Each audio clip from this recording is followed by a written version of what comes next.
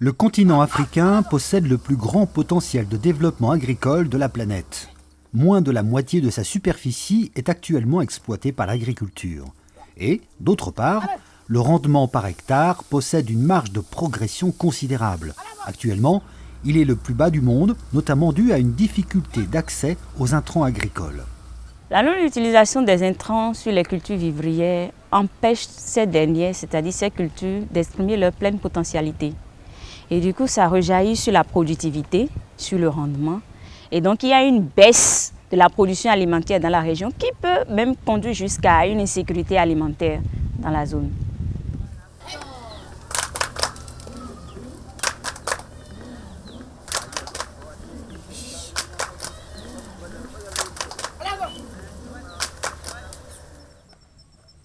Les études récentes montrent qu'en Afrique de l'Ouest, la plupart des cultures vivrières peuvent multiplier leur rendement par 3 en moyenne, avec l'utilisation d'intrants.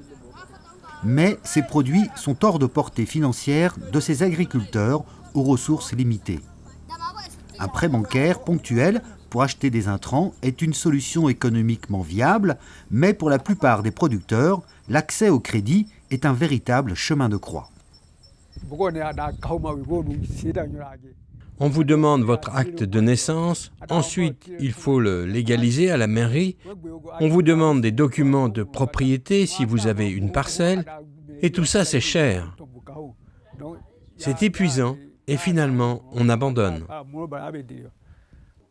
On vous demande un garant, il faut trouver quelqu'un qui se porte garant pour vous sur un tel montant de crédit. C'est impossible. En plus, tout le monde va être au courant de votre demande de crédit.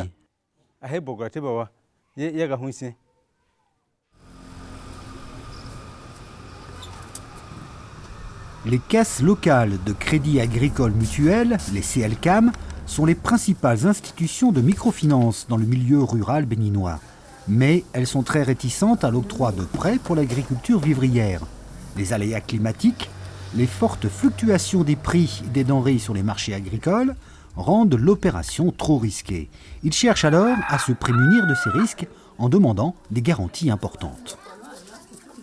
De leur côté, les agriculteurs ne peuvent accéder aux intrants sans financement et les productions stagnent. Le mécanisme de warrantage est une technique de crédit qui permet d'offrir en garantie un stock de produits agricoles capable d'être conservé et qui jouit d'un différentiel de prix entre une période d'abondance et une période de soudure. En d'autres termes, les agriculteurs mettent leurs produits en stock à la fin de la récolte. L'organisme de crédit utilise alors ce dépôt comme une garantie du prêt qu'il va leur accorder. Aujourd'hui, avec le regroupement des stocks dans un magasin, cela constitue une garantie qui permet à la CLCAM de leur donner du crédit en contrepartie de cette garantie qui est au magasin. Dès lors que la vente est effectuée, les remboursements sont faits. Le mécanisme de warrantage s'appuie sur le différentiel de prix au cours de l'année. Alors qu'ils sont bas, juste après les récoltes, quand les produits sont en abondance sur les marchés, les prix montent de manière significative en période de soudure, lorsque ces produits deviennent de plus en plus rares. C'est à ce moment favorable que les agriculteurs vendront leurs marchandises. Par exemple, au cours des dernières années, les prix du maïs ont augmenté d'environ 30 à 40% sur les marchés locaux entre la récolte de janvier et la soudure en mai-juin. Cette augmentation se produit habituellement chaque année s'il n'y a pas de problème particulier. Elle permet aux OP, les organisations paysannes, d'obtenir un meilleur prix de leur récolte. Le projet Intrant non coton est un projet en phase pilote de 3 ans qui a démarré depuis septembre 2009 avec l'appui financier de l'ambassade des Pays-Bas. Et ce projet a pour objectif principal d'améliorer l'accès des producteurs aux intrants vivriers, à savoir le maïs, le riz et l'ananas. Le projet piloté par IFDC, le Centre international pour le développement des engrais, cible à la fois des groupements féminins et mixtes. Au total, près de 600 organisations paysannes, soit plusieurs milliers de producteurs. Chacun d'eux a suivi un protocole précis qui commence avant même la récolte et s'achève à la vente des produits plusieurs mois après.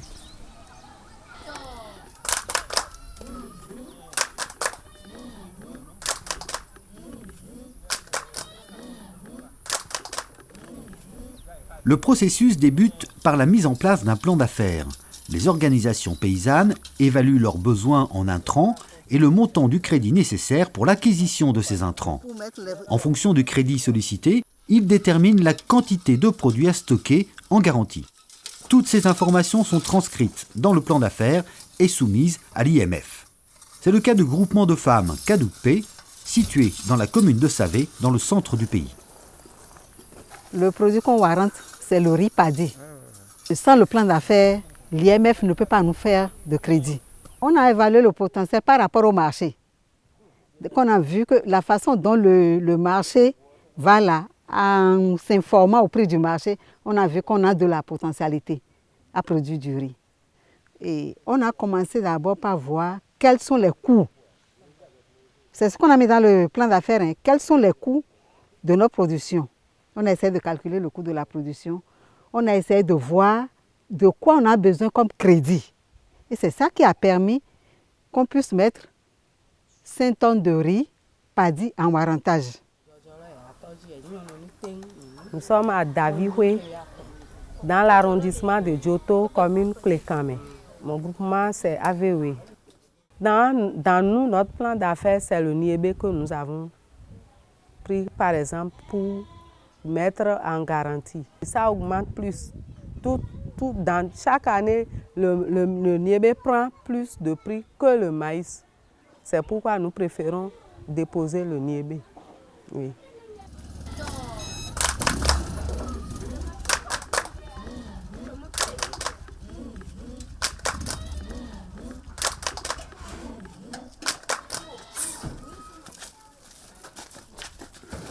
Une fois le plan d'affaires accepté et la récolte effectuée, les produits doivent être déposés dans un magasin spécialement aménagé. Ce stockage suit un protocole particulier qui débute par la vérification des denrées et des sacs avant qu'ils ne pénètrent dans l'entrepôt. D'abord, le produit venant chez le producteur, on déstocke ça d'abord à l'entrée du magasin pour regarder l'état sanitaire du produit, l'emballage et la qualité du produit qui est dans le sac. On a essayé de sonder avec notre sonde, on a essayé de prélever, de faire un échantillonnage que nous avons prélevé. Vous avez vu que l'eau était homogène. Donc son sac est accepté. Son sac est accepté.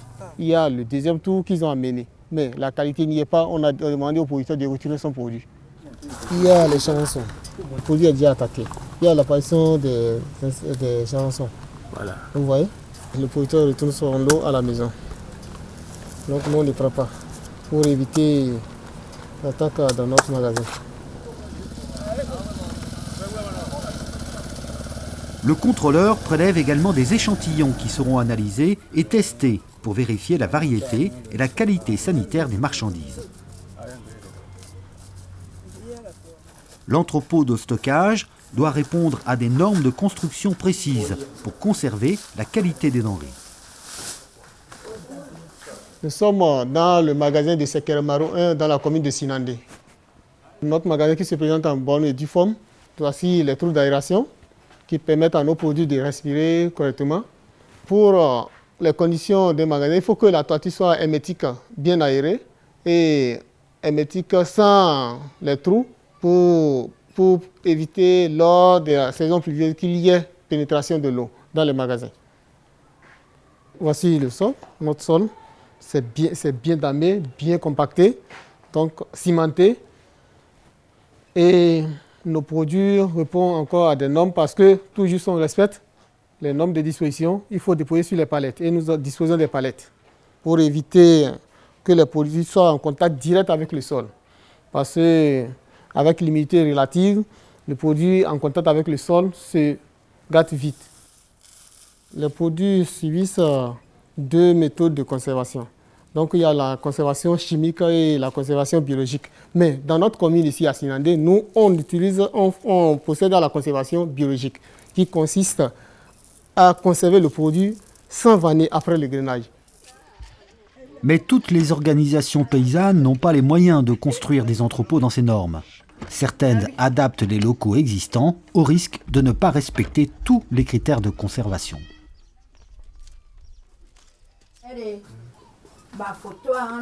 Là, d'un côté, il y a le niébé et de l'autre, le maïs. On les a séparés comme cela. De l'autre côté, il y a la même séparation. D'un côté, le niébé, de l'autre, le maïs. Cet entrepôt n'est pas conforme aux normes. D'abord, les stocks doivent être disposés d'une façon à permettre de parcourir le magasin, de pouvoir compter facilement le stock qui est dedans. Ce n'est pas le cas ici. Il y a les palettes qui font défaut. En principe, il faut disposer les stocks sur des palettes pour permettre quand même à faire une durabilité par rapport au stockage, ce qui n'est pas le cas ici. Il y a quelques magasins qu'on a dû déclasser à l'achat. Au lieu d'acheter à un prix élevé, on a acheté ça à un prix bas parce que le magasin était attaqué. Le produit était déjà attaqué. Chaque sac entreposé dans le magasin porte le nom de son propriétaire. Il lui est alors remis un document essentiel, le certificat d'entrepôt, qui note exactement la quantité de produits stockés.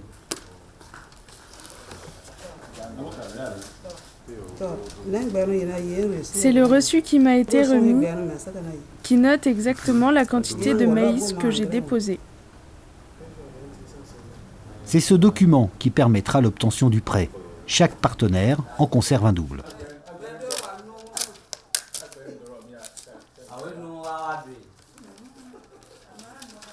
Dès lors que l'institution financière, qu'est la CIELCAM, met de crédit en place, les stocks constitués dans les magasins constituent une propriété de la CIELCAM. Dès lors qu'il est copropriétaire des stocks, l'Institut de microfinance effectue des visites régulières des denrées et du magasin. Vous n'avez pas eu de problème? Non. Et si et la pluie qui est tombée là, non. Vous avez eu de problème? Non. Il n'y a pas eu vol d'un bidon, hein? Non. On vient, si c'est au moins 2 fois par semaine, on vient ici. On vient pour nous rassurer qu'effectivement les produits sont bien stockés. Les produits n'ont pas été cambriolés. Donc c'est comme ça.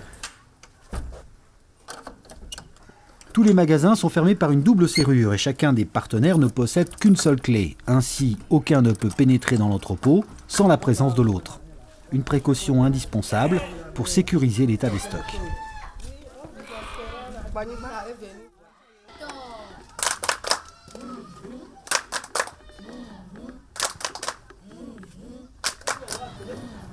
Une fois les produits mis en entrepôt, les agriculteurs peuvent accéder à un crédit qui leur permettra d'acheter des intrants. C'est le responsable de l'organisation paysanne qui va signer ces crédits pour tous les membres sur la base des certificats d'entrepôt. Une dizaine de membres, c'est bien. Oui. C'est un taux privilégié. C'est un taux privilégié pour le warrantage et c'est 1,25% le mois pour le warrantage. Bon, d'habitude, nous avons le taux standard pour les autres crédits, c'est 2% le mois, soit 24%. Vous voyez, mais par rapport au warrantage, c'est un taux privilégié de 1,25% le mois, soit 15% le taux annuel. La ceinture. D'accord, merci. C'est vrai que pour la mise en œuvre de ce mécanisme et pour intéresser l'institution partenaire avec laquelle nous fonctionnons, qui est la FECICAM, le projet a installé ou logé un fonds de garantie dans les comptes de cette institution financière qui a permis de réduire sensiblement le taux d'intérêt sur le crédit de 24% l'an à 15% l'an. Également, d'autres procédures onéreuses, autrefois onéreuses pour les autres prêts, ont été carrément annulées pour faciliter l'accès au crédit intrant à travers le mécanisme de warrantage. Et dès demain, on va sortir les intrants du magasin et on va les envoyer vers les producteurs, ceux qui ont fait les dossiers de crédit warrant. Il y a 2 modes d'achat des intrants dans le projet. Soit, comme ici, l'Institut de microfinance verse l'argent à l'organisation paysanne, qui va payer le distributeur de produits phytosanitaires. Soit, l'IMF achète directement les intrants sans que l'argent ne transite par le groupement d'agriculteurs. Dans les deux cas, chaque producteur recevra exactement la quantité prévue dans son contrat. En général, on prend 2 tonnes. On prend 2 tonnes, ça fait 40 sacs de NPK et 1 tonne de urée. Je veux dire, le total fait 3 tonnes.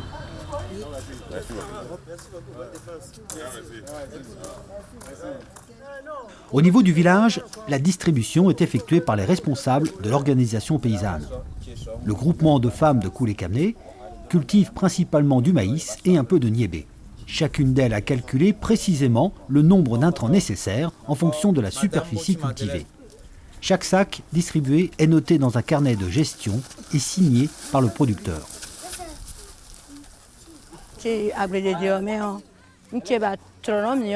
On a suivi une formation à l'IFDC pour apprendre comment utiliser les intrants avec le maïs et le niébé.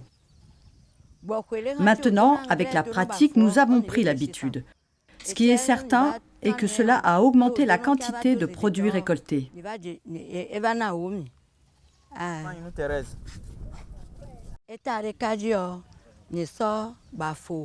Pour 1 hectare, je dépose 7 bassines et demie de produits dans le magasin de stockage pour avoir des intrants.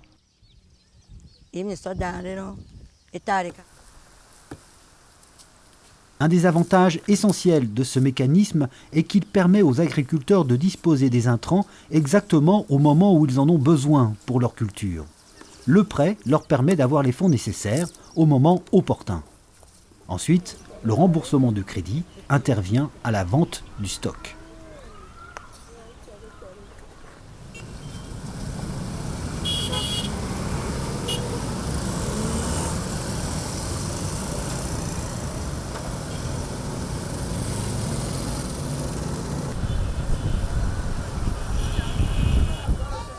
À Cotonou, les prix des denrées peuvent être multipliés par 3 ou 4 à la vente aux consommateurs pendant les périodes de soudure. Pour les producteurs, la différence ne sera pas aussi importante, mais c'est la meilleure période pour vendre. On se renseigne par rapport à l'évolution des prix sur ce marché. Si à un moment donné, on estime que le prix est à un niveau qui permet d'avoir une recette suffisante pour leur permettre le remboursement, là, on prononce la vente. Et nous vendons localement aussi et nous avons des gens qui viennent de l'intérieur, de l'extérieur du pays, de l'intérieur du pays aussi. Certaines organisations paysannes vendent la totalité de leur stock à un seul acheteur. Une fois l'accord donné par l'Institut de microfinance, ce sont les représentants des agriculteurs qui vont mener les négociations, comme ici à Sinandé. Je vais vendre mon maïs à 125 000, à 25 000 de ça. À Malanville, on ne peut plus vendre à 22 000. Les commerçants ne disent jamais la vérité. Jamais, jamais, jamais. Tu peux vendre ça à 25 000 à Malanville et venir nous dire que tu as vendu ça à 18 000. Bon, si vous êtes d'accord, vous êtes toujours comme ça. Je vais faire le chargement et je vais prendre 2 personnes. Non, c'est pas ça, c'est pas ça. C'est ce qu'on veut, ce que nous on veut. Il faut nous acheter ça à 20 000. Parce que si moi je paie ça à 20 000, oui, moi-même je n'aurai rien à manger. Oui. On va se concerter. Dans le village, c'est 18 000. J'ai vu, comme pour eux, c'est regroupé ensemble, j'ai dit je peux payer ça à 19 000. Si c'était dans le village, à payer 1 sac là, 2 sacs de ce côté, 3 sacs de l'autre côté, pour regrouper ça, c'est encore un autre problème. Et c'est encore une autre dépense. Alors que comme pour eux, c'est vente groupée, c'est ensemble. C'est pour moi de faire le chargement seulement. L'acheteur verse directement l'argent à l'Institut de microfinance, qui encaisse ainsi le remboursement total des emprunts, puis reverse le surplus de la vente sur le compte de l'organisation paysanne. Charge à elle ensuite de répartir les sommes restantes entre les membres du groupement.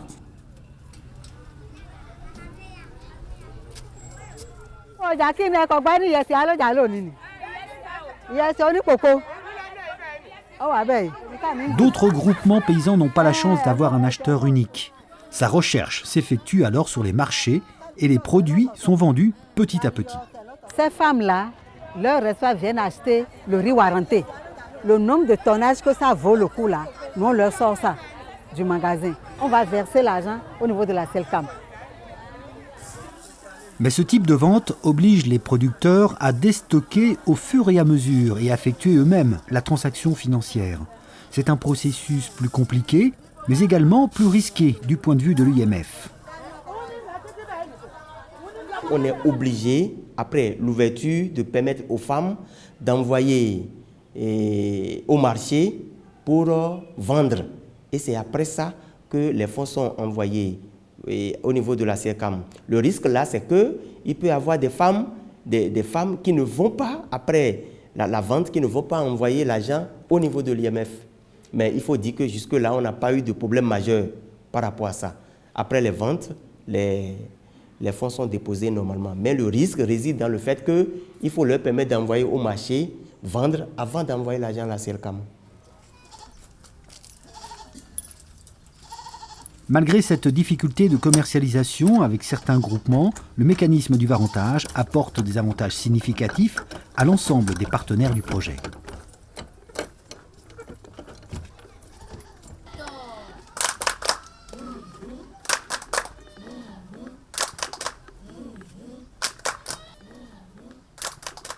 Ici, nous sommes au magasin de la Sonapra et nous avons deux types d'engrais ici.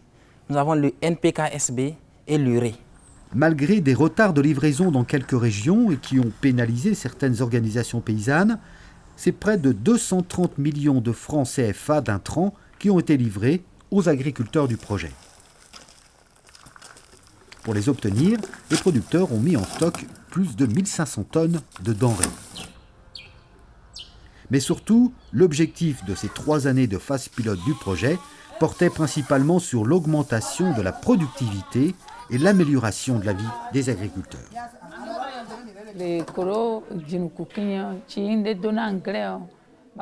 Avant le projet, je remplissais 8 bassines. Maintenant, avec les intrants, cela dépasse 20 bassines. Avant le warrantage, je faisais au plus 10 sacs par hectare. Maintenant, avec le warrantage, j'ai mes intrants et j'arrive à faire 25, 26 sacs.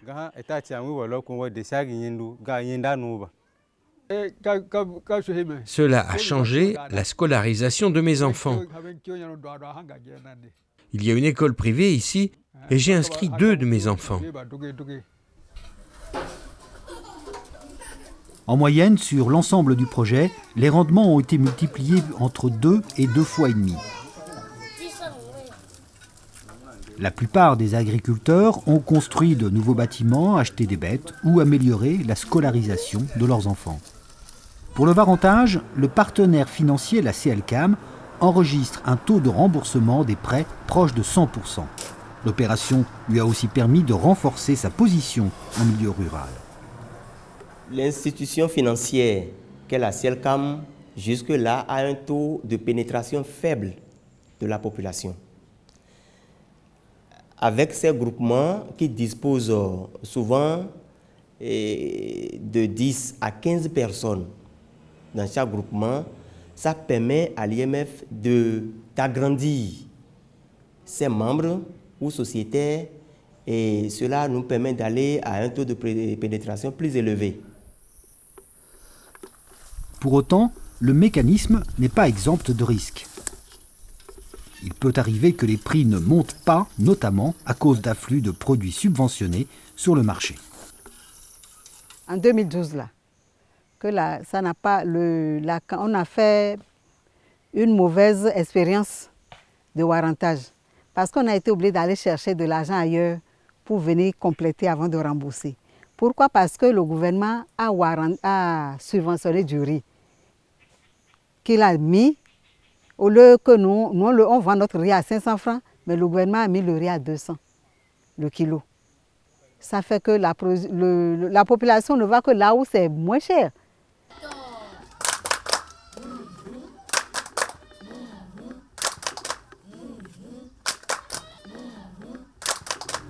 Si le varentage ne peut pas préserver les agriculteurs contre les distorsions du marché et les aléas climatiques, il reste rentable dans des conditions habituelles de commerce et il peut s'appliquer partout sous réserve qu'il respecte 3 règles. Il faut que le produit soit disponible dans la localité. Il faut que le produit soit conservable, au moins sur une période de 6 mois. Et également, il faut que ce produit jouisse d'un différentiel de prix entre la période de récolte et la période de soudure. Dès que le produit obéit à ces 3 règles, la disponibilité, la conservabilité du produit et l'existence d'un différentiel de prix sur ce produit entre la période d'abondance et la période de soudure, ce produit-là est capable d'être warranté. Pour la FESECAM, l'organisme de tutelle qui fédère l'ensemble des IMF qui ont participé à l'expérience, le varantage peut s'ouvrir également vers d'autres produits que les intrants, par exemple les activités génératrices de revenus. Ce qui est intéressant, c'est qu'on a pu régler en milieu rural la question de garantie matérielle. Souvent, les producteurs ont besoin de crédit, mais ils n'ont pas la garantie matérielle pour pouvoir accéder à ce crédit. Donc on a réglé ça. C'est ça surtout qui est intéressant. On peut faire ça, on peut faire le financement des activités de revenus par le système de warantage, on peut le faire dans d'autres communes. Puisque c'est un bon produit, on l'étend déjà et on va progressivement atteindre d'autres communes.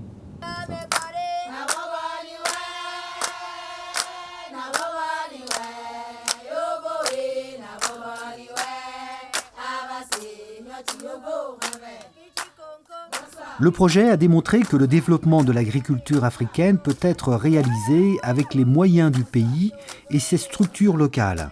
Mais il repose sur le respect des règles par l'ensemble des partenaires et surtout sur le professionnalisme et la bonne organisation des groupements d'agriculteurs. C'est à ces conditions que le mécanisme de varantage pourra se développer et participer efficacement à la sécurité alimentaire et à la lutte contre la pauvreté en milieu rural.